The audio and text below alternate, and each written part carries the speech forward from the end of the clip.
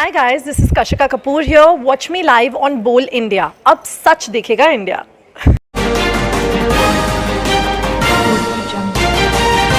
बोल इंडिया, सच की आवाज, अब सच देखेगा India. Hi, this is M J Zeeshan and Bol India के एक्सक्लूसिव इंटरव्यू पे आज मैं एक ऐसी शख्सियत को अपने साथ लेकर आया हूँ जिसने नागपुर का ही नहीं बल्कि पूरे इंडिया का नाम पूरे विश्व में रोशन किया है, जिसका नाम है कार्तिक जायसवाल. कार्तिक मेरा बहुत बहुत सालों से दोस्त है और मुझे ऐसा लगता है कि नागपुर का नाम आपके वजह से आज रोशन हुआ है. कार्तिक, कैसा लग रहा है आपको? सर काफ़ी एक्साइटेड मतलब काफ़ी एक्साइटेड फीलिंग हो रही है मुझे. और मतलब इतना प्राउड हो रहा अपने आप पर कि मैंने इस रिकॉर्ड को तोड़ ही दिया. और मतलब इस रिकॉर्ड के लिए 5 साल से मेहनत कर रहा हूँ मैं लगातार. और मतलब वो 5 साल की मेहनत आज रंग लाई है. 15 जून को जो वर्ल्ड रिकॉर्ड हुआ मेरा, तो उस दिन और आज का दिन है. मतलब कंटिन्यू इंटरव्यूज़ हो रहे, कंटिन्यूज़ मेरे पेपर में फ़ोटो आ रहा है. आज भी लोग अपने एक इंटरव्यू हुआ था मेरा, तो उसका भी फ़ोटो है. डैनियल के साथ कंपैरिजन हुआ पूरे वर्ल्ड लेवल पे मेरा, डैनियल के साथ.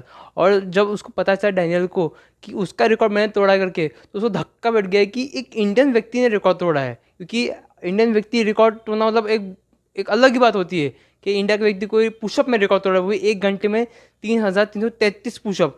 और जब उसको पता चला तो उसने भी कॉन्ग्रेचुलेशन कहा मुझे, और आगे के लिए मेरे को उसने बहुत कुछ अच्छी बधाई दी है. और मतलब काफ़ी अंदर से एक अच्छी फीलिंग हो रही है कि हाँ, मैंने रिकॉर्ड ब्रेक किया. और एक प्राउडली एक इंडियन होने के नाते तो मुझे बहुत प्राउड है कि मैंने इंडिया का नाम रोशन किया, इंडिया का फ्लैग को मैंने रेस किया ऊपर, और भी रेस करूँगा. और मेरा यही रहेगा कि इंडिया को आगे बढ़ाना है और इंडिया के यंगस्टर्स को मोटिवेट करना है अपने वर्ल्ड रिकॉर्ड के थ्रू. और हमारे सभी व्यूअर्स को मैं बता दूं कि इस वक्त हम कार्तिक के घर आए हुए हैं. बहुत ही अच्छा लगा उसके पेरेंट्स से मिलके, कार्तिक से मिलके. कार्तिक, कितने साल की उम्र से आप इस फील्ड में हो? कब से मेहनत कर रहे हो? सो ऑलमोस्ट मैं जब फर्स्ट स्टैंडर्ड में था तब से मैं इस फील्ड पे मेहनत कर रहा हूँ. जब फर्स्ट स्टैंडर्ड में था तब से मैंने कराटे ज्वाइन किया. और कराटे में मैंने ई जनरेशन कप खेला है, national level championship, state level championship खेली है मैंने, और काफ़ी सारे कप्स में जीत के लाया है. और फर्स्ट स्टैंडर्ड से 10th स्टैंडर्ड लगातार कराटे खेला है मैंने. लगातार कराटे में बहुत सारे अचीवमेंट्स किए मैंने. फिर 10th के बाद जब मेरा 10th पास आउट हुआ, उसके बाद मैंने एक अपने आप में ये सोचा कि अभी तो मैंने जब कंपटीशन खेले, लेकिन मुझे डिफरेंट काम करना है, डिफरेंट कैटेगरी में जाना, डिफरेंट एक सोसाइटी में एक अलग तरीके से रहना है. तो इस चीज़ के लिए मैं क्या करूँ. तो मैंने इंडिया बुक ऑफ रिकॉर्ड और एशिया बुक ऑफ रिकॉर्ड और लिम्का बुक्स ऑफ रिकॉर्ड के बारे में सुना मैंने कि ये ऐसी स्पेसिफिक रिकॉर्ड ऑर्गेनाइजेशन होती है जहाँ पर टैलेंट को पूरे वर्ल्ड में प्रमोट किया जाता है. और जब यहाँ पर नाम दर्ज होता है किसी बंदे का, तो वो एक इंडिया के लिए बहुत प्राउड होता है, एक उसके सोसाइटी के लिए बहुत प्राउड होता है. तो मैंने उसके बारे में सर्च करना चालू किया. जब मैंने सर्च चालू किया इंडिया बुक के बारे में और लिम्का बुक के बारे में, तो फिर मैंने उसमें देखा अलग अलग टाइप के वर्ल्ड रिकॉर्ड से, काफ़ी सारे अलग अलग टाइप के अचीवमेंट से. मतलब उसमें कोई ऐसी एज लिमिट नहीं है कि मतलब ऐसा कोई एज का बच्चा जिसने रिकॉर्ड नहीं बनाया होगा, सबने रिकॉर्ड बनाया है. तो मेरे में एक अपने इसमें एक मोटिवेशन जागृति में कि कार्तिक तू भी रिकॉर्ड बना सकता है, तू भी ट्राई कर सकता है. तो मेरा पहला रिकॉर्ड था, मेरा जो पहले रिकॉर्ड को ट्राई किया था वो था स्विमिंग पर. तो मेरे को स्विमिंग, ऑलरेडी मैं स्विमिंग चैंपियन था, स्टेट लेवल चैंपियन था स्विमिंग का. और तो मैंने कहा कि स्विमिंग में रिकॉर्ड तोड़ूंगा. तो मैंने पहला रिकॉर्ड जो था मेरा स्विमिंग का, तो मैंने बोला कि मैं जो मुंबई का जो बीच है, जूहू बीच, उसको 7 किलोमीटर्स का, उसको पूरा पार करूँगा. तो लेकिन वो भी मैंने उसकी अच्छी प्रैक्टिस की, सब कुछ हो गया, लेकिन उसका सपोर्ट नहीं रहा, वो फेल हो गया रिकॉर्ड. सेकंड रिकॉर्ड था स्केटिंग पर. स्केटिंग के लिए भी मैंने काफ़ी अच्छी मेहनत की. मैंने किया था नागपुर टू मुंबई, और मुंबई टू नागपुर, इससे डिस्टेंस, लॉन्ग डिस्टेंस से मैं लॉन्ग डिस्टेंस स्केटिंग से रिकॉर्ड तोड़ूंगा. लेकिन वो भी असफल रहा रिकॉर्ड, उसका सपोर्ट नहीं रहने के कारण. फिर थर्ड जो रिकॉर्ड था वो मेमोरी पावर पे था, ब्रेन मेमोरी पावर पे, कि मैं मेमोरी की इसमें रिकॉर्ड ब्रेक करूँगा. पर वो भी रिकॉर्ड अनसक्सेसफुल रहा. मतलब तीनों भी रिकॉर्ड अनसक्सेसफुल रहे, लेकिन तो भी मुझे कुछ करने की अलग ही इच्छा थी कि कुछ करके दिखाना, सोसाइटी में कुछ करके दिखाना. अपने टीचर्स को जिन्हें बोला था कि कार्तिक तू एक डम्बो स्टूडेंट है और तू लाइफ में कुछ नहीं कर पाएगा. जो फ्रेंड्स थे मेरे, जिन्होंने कहा था कि कार्तिक नहीं, तेरे से कुछ नहीं होगा, तू एक नॉर्मल पर्सनैलिटी रहेगा, हमेशा ही लूज़र रहेगा अपने लाइफ में. क्योंकि मैं पढ़ाई में उतना अच्छा नहीं था, क्योंकि मुझे ज़्यादा इंटरेस्ट नहीं था. मेरी इंटरेस्ट स्पोर्ट्स में था. तो मैं स्पोर्ट्स में पूरे स्कूल में नंबर 1 पोजीशन पे था. पूरे एंटायर स्कूल में फर्स्ट स्टैंडर्ड से लेकर तो 10th स्टैंडर्ड तक टॉप पे रहा स्पोर्ट्स में. तो मेरे को स्पोर्ट्स में कुछ अलग करके अलग एक्स्ट्रा ऑर्डिनरी फीट्स करना था, तो मैं एक्स्ट्रा ऑर्डिनरी फीट्स के लिए लिम्का बुक के लिए और इंडिया बुक के लिए ट्राई किया। तो जो फोर्थ रिकॉर्ड था मेरा वो था टाइल्स ब्रेकिंग के ऊपर। तो मैंने टाइल्स ब्रेकिंग पे, तो मैंने फिर इस पर रिसर्च मारा, इंडिया बुक ऑफ रिकॉर्ड से कांटेक्ट किया मैंने, तो उन्होंने मेरे को बताया कि एक रिकॉर्ड है 1 मिनट में 500 टाइल्स ब्रेक करना है आपको। उन्होंने मेरे को एक टारगेट दिया कि 1 मिनट के अंदर 500 टाइल्स ब्रेक करना है।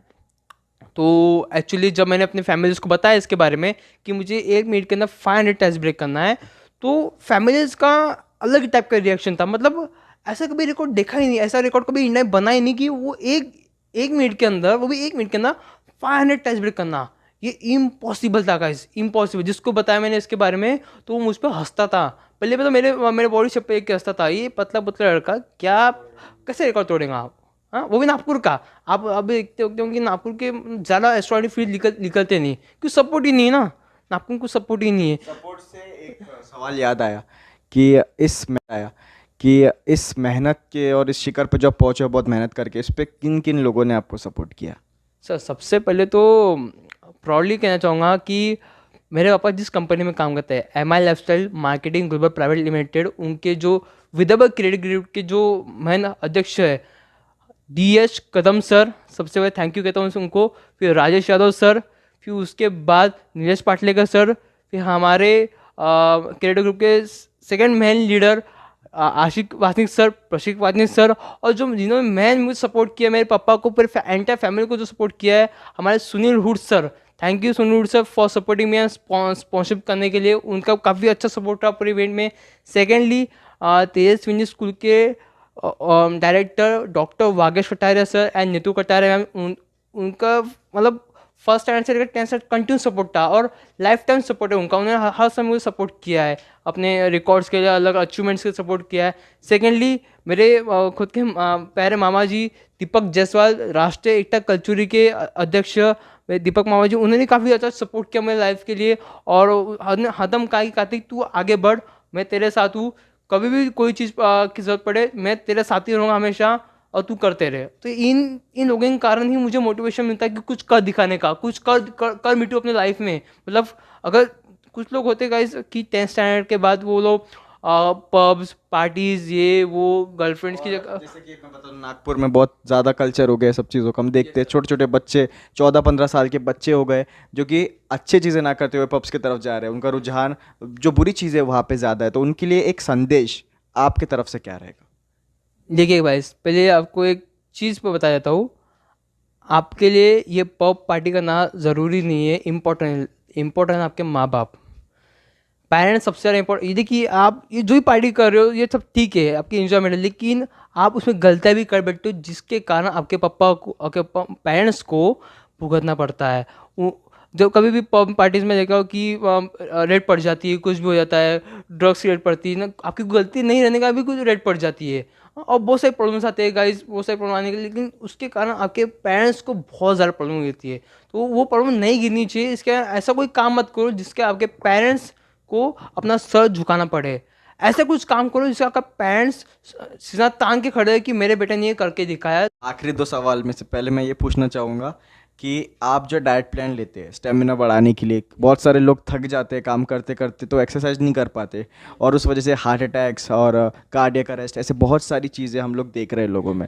तो डाइट प्लान को सही नियम में रखने के लिए क्या क्या चीज़ें फॉलो करनी चाहिए? तो सबसे पहले मैं डाइट प्लान आपको एक शेड्यूल बनाना पड़ेगा दिन भर का, 24 आवर्स का। उसमें शेड्यूल ये है कि मेरा जो शेड्यूल था, मैं मॉर्निंग में 4 o'clock को उठता था। 4 o'clock उठने से मैं अपना स्टार्टिंग का जो हाफ एन आवर से मैं फ्रेश मिल्क के यूज़ करता था। फ्रेश मिल्क का होने के बाद फिर मैं 4:30 से लेकर तो 5:30 तक 1 आवर मेडिटेशन करता था, जिससे मैं अपने आप से सेल्फ मोटिवेट रखता था, सेल्फ मोटिवेट होता था अंदर ही अंदर, अपने मुझे विल पावर को बढ़ाने के लिए शक्ति मिलती थी। तो ये मेडिटेशन भी एक मेरे लाइफ के लिए बहुत मतलब बहुत एक सक्सेसफुली मुझे बनाने के लिए हेल्प किया हुआ है। फिर उसके बाद 6:30 से लेकर तो 12:30 तक मैं लगातार वर्कआउट चल रहा था, 12:30 तक। लेकिन इसके लिए इंस्टेंट एनर्जी के लिए आपको अच्छा डाइट रखना पड़ता है। वो डाइट ये है कि जैसे देखिए आप भी वेजिटेरियन और नॉन वेजिटेरियन का बहुत प्रॉब्लम आता है, तो मैं एक वेजिटेरियन एथलीट हूँ, मैंने कभी नॉनवेज एंटेक किया ही नहीं है। तो मैं नॉर्मली वेज के लिए बताऊँ तो स्प्राउट्स खाइए, चना, हरी मोट, पीनट बटर आता है, अभी आपको अगर पीनट खाना है तो पीनट बटर ले सकते हो आप। फिर उसके बाद आप कच्चे गेहूँ खा सकते हो, कच्ची दाल खा सकते हो आप, और बीन्स खा सकते हो आप, सोयाबीन खा सकते हो, और फिर आपके पास वो अलग अलग के जैसे कि काजू बादाम किशमिश हो गया, ये सब कुछ जो नेचुरली डाइट नेचुरल प्रोसेस है, इसको कीजिए आप। तो इसको करने से आपके बॉडी में एक इंस्टेंट एनर्जी आएगी। ये पूरे दुनिया में आपकी न्यूज़ गई है, नागपुर के लिए खासकर हमारे बोल इंडिया के व्यूवर्स जो भी देख रहे हैं, ये प्लीज़ आप ऐसे लोगों को प्रमोट करिए जो पूरे देश का नाम रोशन करते हैं, और खासकर कार्तिक जैसे लोग, कार्तिक जैसे युवा जिनके साथ आज मैं बैठा हूँ।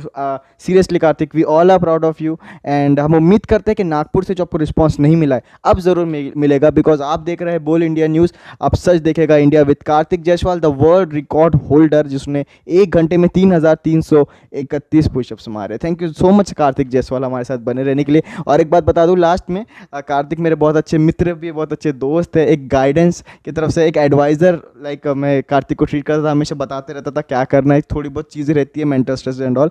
तो एक बात हमेशा ध्यान रखें कि गलत रास्ते पे जाने से पहले हमेशा सही रास्ते के बारे में सोच ले, क्योंकि सही रास्ते पे जाने का जो नशा है, मज़ा है, जो जिद है, वो अलग होती है, जैसे कि कार्तिक जायसवाल की। तो thank you so much Kartik Jaiswal हमारे साथ बने रहने के लिए। You are watching me on Bol India News, this is MJ Zeeshan signing out. अब सच देखेगा इंडिया। कार्तिक एक बार बोल के दिखाओगे? Yes sir. Bol India News, thank you very much for this. और एमजे ईशान सर को भी थैंक यू कहता हूँ, क्योंकि उन्होंने मुझे मतलब उन्हें काफ़ी हेल्प किया मेरी ये सब चीज़ के लिए, मुझे मतलब इंट्रोड्यूस, मुझे मोटिवेशन के लिए कि कहती तू कर और मैं तेरे साथ हूँ।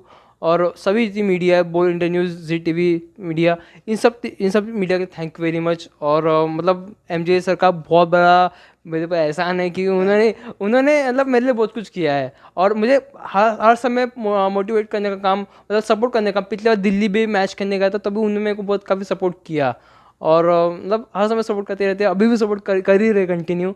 सो बोल इंडिया न्यूज़ को थैंक यू। जय हिंद।